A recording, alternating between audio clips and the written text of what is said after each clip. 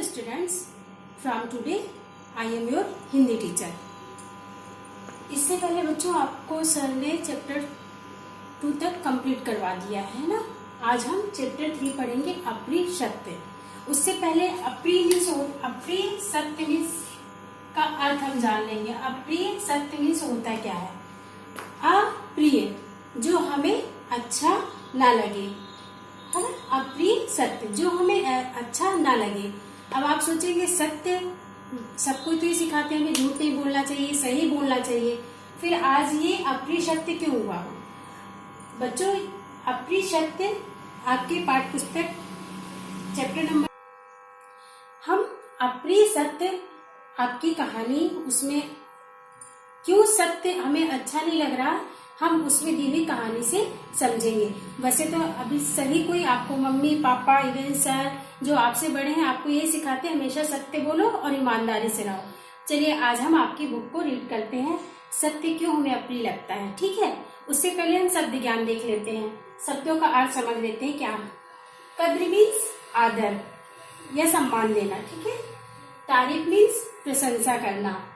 विश्वास पात्र मीन्स विश्वास करने योग्य। प्रमाण मीन्स सबूत या साक्ष्य, है ना। प्रसन्न मीन्स खुश। षड्यंत्र मीन्स साजिश। सत्यवादिता मीन्स सत्य बोलने की आदत। चलिए बच्चों एक बार हम आपकी बुक को रीड कर लेते हैं। स्टोरी क्या है? Students take out page number 296। अप्रिय सत्य, चैप्टर नंबर 3 अप्रिय सत्य।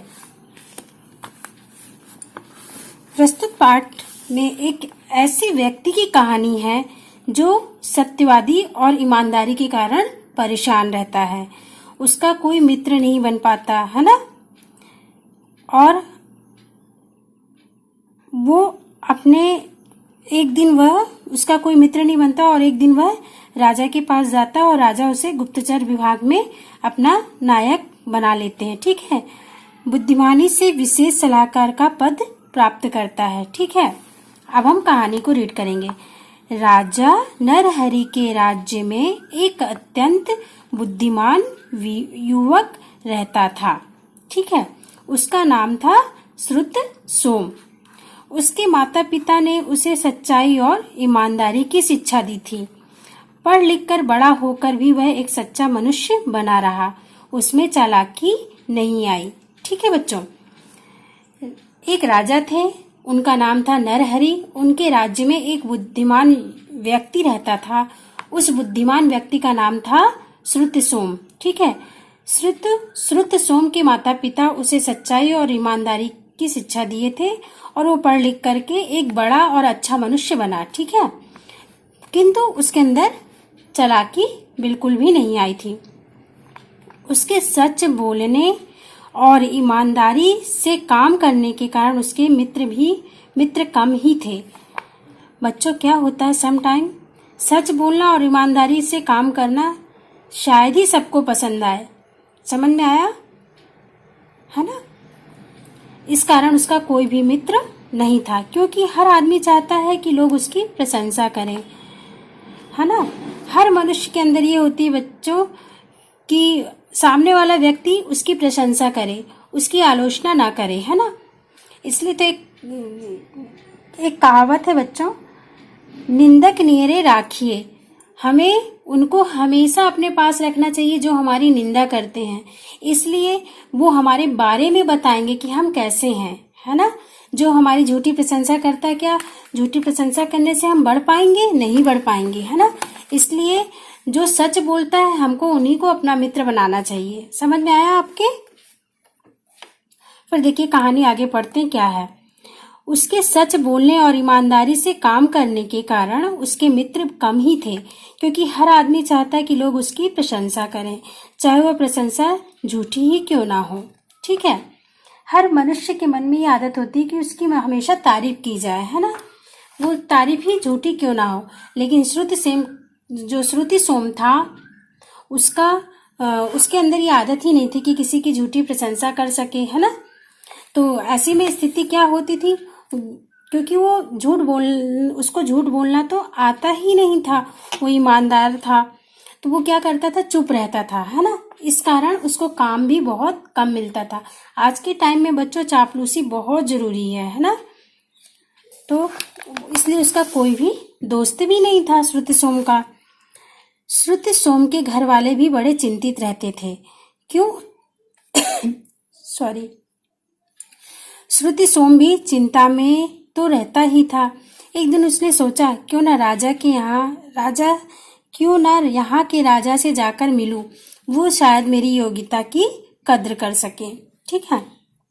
श्रुति सोम के परिवार वाले भी चिंतित रहते थे और श्रुति सोम भी चिंतित रहता था, क्योंकि उसको काम नहीं मिल रहा था। वो एक दिन विचार करता है, क्यों ना मैं राजा के पास जाकर के मिलूं, हो सकता है वो मुझे मेरी योग्यता के अनुसार कुछ काम ही दे दे, है ना। ऐसा विचार किसके मन में आ रहा था बच्चों? ऐसा विचार श्रुति सोम के मन में आ रहा था। ठीक है। वह राजा के दरबार में पहुंचा। उसने राजा नरहरि से कहा, महाराज मैं हर कार्य करने में उचित योग्यता रखता हूँ, पर आपके राज्य में मेरी कोई कद्र नहीं करता। वह राजा के दरबार में पहुंचा श्रुति सोम, और वहां के राजा कौन थे बच्चों? नरहरि थे। नरहरि के सामने जाकर के बोलता, महाराज मैं हर कार्य करने में मैं योग्य हूँ, मेरे अंदर हर तरह की योग्यता है, पर आपके राज्य में मेरी कोई कद्र नहीं है। राजा बोले, ऐसा क्यों? राजा हरि आश्चर्य से होकर के पूछे, उचित कार्य करने वालों को तो राज्य के सभी पदों पर आवश्यकता होती है ना। राजा हरि बिल्कुल आश्चर्य से उन्होंने पूछा, ऐसा क्यों? जब आपके अंदर सारी योग्यता है तो आपको काम क्यों नहीं मिल रहा है ना। तो श्रुति सोम क्या बोला, महाराज मेरी सत्यवादिता और ईमानदारी के कारण लोग नाराज हो जाते हैं। हर व्यक्ति चाहता है कि मैं उसकी झूठी प्रशंसा करूं, उसके लाभ हानि की सच्ची बात उसे ना बताऊं, क्योंकि वे बातें उसे भाती नहीं है। ठीक है। श्रुति सोम क्या बोला, महाराज मैं सत्य बोलता हूँ और ईमानदारी से काम करता हूँ, इसलिए लोग मुझसे नाराज हो जाते हैं। हर व्यक्ति झूठी प्रशंसा ही सुनना चाहता है और मुझे झूठी प्रशंसा करना नहीं आता। किसने कहा? श्रुति सोम ने राजा जी से बोला। ठीक है। राजा ने उसको क्या बोला बच्चों? नरहरि राजा क्या बोले? तो सच बोलना छोड़ दो, ऐसी ईमानदारी किस काम की जो दूसरे के मन न भाए, राजा नरहरि ने कहा। तो श्रुति सेन सुन लिया राजा भी क्या बोल रहे हैं, है ना। फिर उसने क्या बोला, जी अच्छा महाराज।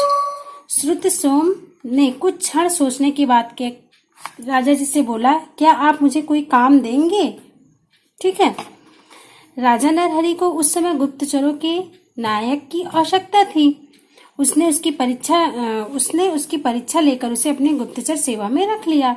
ठीक है। राजा हरि उससे बोलते हैं श्रुति सोम से, सच बोलना ही तुम छोड़ दो, ऐसी ईमानदारी किस काम की जो दूसरे के मन को ना पसंद ही ना आए। तो श्रुति सोम सुनने के बाद क्या बोला राजा से कि महाराज क्या आप मुझे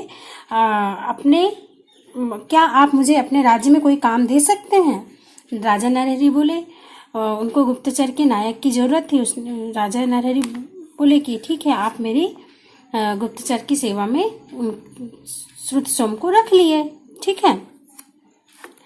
अच्छा, जो राजा नरहरि थे बच्चों, उनका एक मंत्री था वीरसेन। ठीक है। वीरसेन को राजा बहुत ही स्नेह और सम्मान देते थे। ठीक है।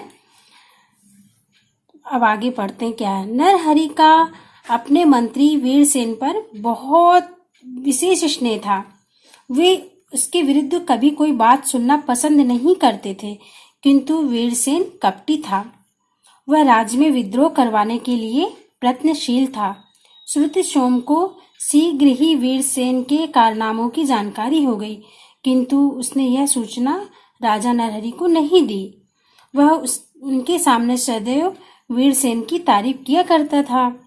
वह वीरसेन को राष्ट्रभक्त और राज्य का शुभचिंतक बताता था। ठीक है। जो राजा नरहरि थे, उनके राज्य में एक मंत्री था जिसका नाम था वीरसेन। वीरसेन को राजा बहुत स्नेह करते थे, ठीक है ना। इतना ज्यादा स्नेह करते थे कि उसके विरुद्ध, उसके खिलाफ कोई भी बात उनको सुनना पसंद नहीं था। लेकिन बच्चों, जो वीरसेन मंत्री था वो स्वभाव से कपटी था, धोखेबाज था, ठीक है ना। वो राज्य में हमेशा विद्रोह करवाने के लिए अग्रसर रहता था, ठीक है ना, कि कैसे क्या करूं कि विद्रोह हो जाए, ठीक है। जैसे श्रुति सोम को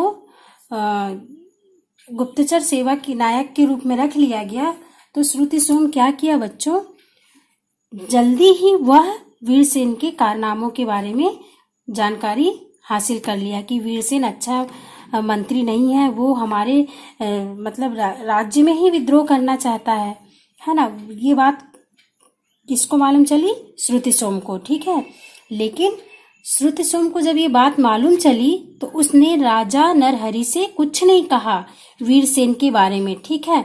वो केवल जानकर चुप रहा और हमेशा वीरसेन की तारीफ ही राजा के सामने करता था कि वीरसेन राष्ट्रभक्त है, राज्य के लिए, राज्य का शुभचिंतक है, हमेशा राज्य के बारे में ही सोचता है ना।